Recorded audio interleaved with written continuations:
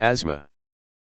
It is a syndrome characterized by airflow obstruction that varies markedly, both spontaneously and with treatment. Asthma is the result of chronic inflammation of the conducting zone of the airways, most especially the bronchi and bronchioles, which subsequently results in increased contractibility of the surrounding smooth muscles. This, among other factors, leads to bouts of narrowing of the airway and the classic symptoms of wheezing. The narrowing is typically reversible with or without treatment. Occasionally the airways themselves change. Typical changes in the airways include an increase in eosinophils and thickening of the lamina reticularis. Chronically, the airway's smooth muscle may increase in size along with an increase in the numbers of mucus glands. Other cell types involved include T lymphocytes, macrophages, and neutrophils. There may also be involvement of other components of the immune system including cytokines, chemokines, histamine, and leukotrienes, among others. Symptoms: wheezing, breathlessness, cough, chest tightness. Prevalence 10 to 12% adults, 15% children. Developed country greater than developing country. Risk factors. Risk factors are two type: endogenous factors and OTH1 environmental factors. Endogenous factors. Genetic predisposition. A genetic predisposition, sometimes also called genetic susceptibility, is an increased likelihood of developing a particular disease based on a person's genetic makeup. A genetic predisposition results from specific genetic variations that are often inherited from a parent. These genetic changes contribute to the development of a disease but do not directly cause it. Some people with a predisposing genetic variation will never get the disease while others will, even within the same family. Atopy. Airway. Hyperresponsiveness. Gender. Ethnicity. Obesity.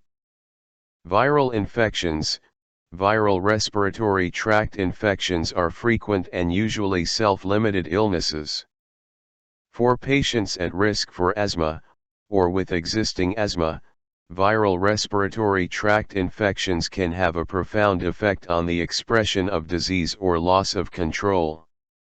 New evidence has shown that wheezing episodes early in life with the common cold virus, human rhinovirus, is a major risk factor for the later diagnosis of asthma at age 6 years. Environmental factors. Indoor allergens. Millions of people suffer year-round from allergy symptoms caused by indoor allergens. These culprits include dust mite droppings, animal dander, cockroach droppings, and molds. Your immune system controls how your body defends itself. For instance, if you have an allergy to dust mites, your immune system identifies dust mites as an invader or allergen. Your immune system overreacts by producing allergic antibodies called immunoglobulin E, IgE. These antibodies travel to cells that release chemicals, causing an allergic reaction. This reaction usually causes symptoms such as sneezing, stuffiness, a runny nose, or itchiness in your nose, the roof of your mouth, throat, eyes, or ears. Outdoor allergens. Seasonal allergic rhinitis, commonly referred to as hay fever, affects millions of people worldwide. Symptoms include sneezing, stuffiness, a runny nose and itchiness in your nose, the roof of your mouth, throat, eyes, or ears. These allergic reactions are most commonly caused by pollen and mold spores in the air, which start a chain reaction in your immune system. Occupational sensitizers. Passive smoking. Second-hand smoke exposure is a well-established risk factor for asthma, but it may also have surprising effects in the development of diseases outside of the respiratory system.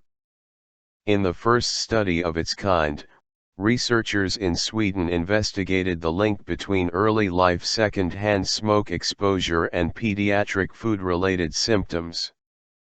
Respiratory infection. Asthma is one of the most common chronic respiratory diseases and is frequently poorly controlled. Respiratory infections trigger most asthma exacerbations. Obesity has been linked to poorly controlled asthma and increased respiratory tract infections. Understanding the effect of obesity on respiratory infections in patients with asthma could help identify new treatment strategies.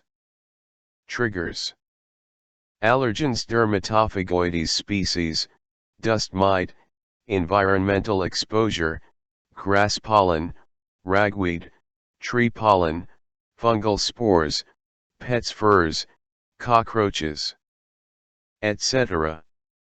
Virus infection, upper respiratory tract virus such as rhinovirus, respiratory syncytial virus, coronavirus, etc. Pharmacological agents, beta blockers, ACE inhibitors, aspirin. Exercise may exacerbate. Physical factors: cold air, hyperventilation. Food: air pollutants, sulfur dioxide, irritant gases.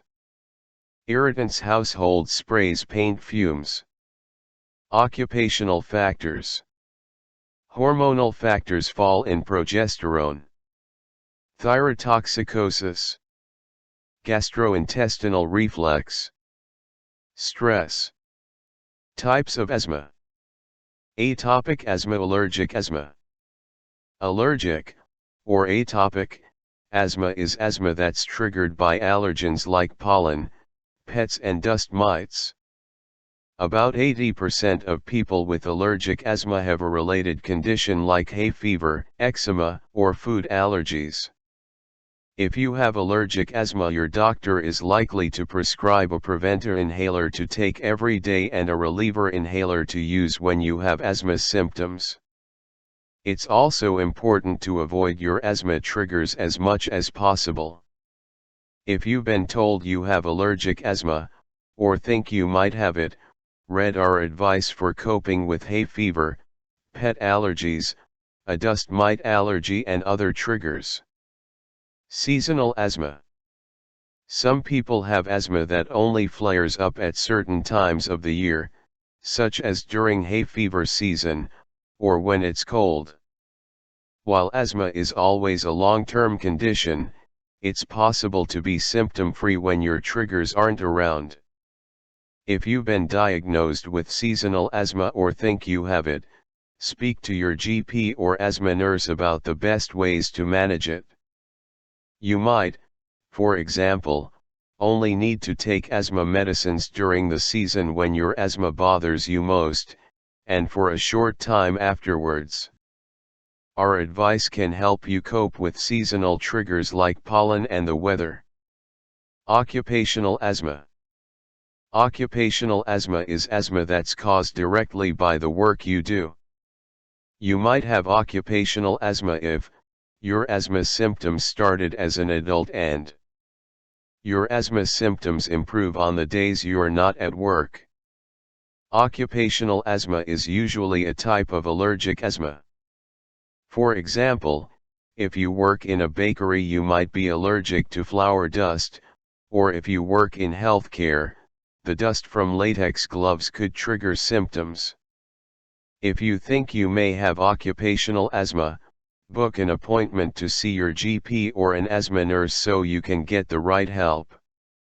You can also read our advice on living with occupational asthma. Occupational asthma is not the same as asthma that you already have, which is made worse by a trigger at work. Read our advice on how to manage triggers that you might come across at work, such as the indoor environment and workplace stress. You can also speak to your asthma nurse or GP about how to manage any triggers at work. Non-allergic asthma. Non-allergic asthma, or non-atopic asthma, is a type of asthma that isn't related to an allergy trigger like pollen or dust, and is less common than allergic asthma. The causes are not well understood, but it often develops later in life, and can be more severe. If you think you have non-allergic asthma, see your GP or asthma nurse, who can help you find the best way to manage your asthma. Exercise-induced asthma. Some people find their asthma symptoms are triggered by exercise. If your asthma gets worse during or after exercise, read our advice on how to exercise safely. Difficult asthma. Some people with asthma have what's known as difficult asthma. Sometimes asthma is difficult to manage because of other health issues you have, including allergies. Or because you have trouble remembering to take your preventer medicine. The signs of difficult asthma are asthma symptoms that don't go away, even with high doses of asthma medicines and add-on treatments. Needing to use your reliever inhaler 3 or more times a week, one of the warning signs of an asthma attack. Frequent asthma attacks. If you have difficult to control asthma, you should be able to find a combination of asthma medicines that work for you, with the support of your GP or asthma nurse. You might need to see an asthma specialist to work out why your asthma is difficult to control, and look at different treatments. Severe asthma. About 4% of people with asthma have what's known as severe asthma. Severe asthma is diagnosed in a specialist asthma clinic. You're more likely to be diagnosed with severe asthma if you've had more than 2 asthma attacks in the past year. You have ongoing symptoms even though you've been taking higher doses of inhaled steroids, and have tried a long-acting bronchodilator or a preventer tablet, LTRA. You're using your blue reliever inhaler 3 or more times a week. Other reasons for your symptoms have been ruled out by your doctor or specialist. If you have severe asthma, you might need different asthma medicines, for example long-term steroid tablets to reduce inflammation in your airways. Some people with severe asthma are treated with a new class of medicines called biologics. These can help to better control your asthma symptoms and reduce asthma attacks. Having severe asthma can make life really tough. Take a look at our range of advice to help you get the right support and treatment and feel more confident about managing your severe asthma. Brittle asthma. Some people have heard their asthma described as brittle asthma. This term is no longer widely used, and you might hear severe asthma used instead. Some doctors, however, still use brittle asthma to describe asthma that worsens suddenly or severely. Adult onset asthma. Asthma often starts in childhood, but some people are diagnosed with asthma for the first time when they're an adult. This is known as adult onset, or late onset, asthma. Some of the possible causes of adult onset asthma are occupational asthma. This accounts for 9 to 15% of adult onset asthma. Smoking and second-hand smoking. Obesity, although the link isn't straightforward. Female hormones, these can be linked to adult onset asthma and may be one of the reasons women are more likely than men to develop it.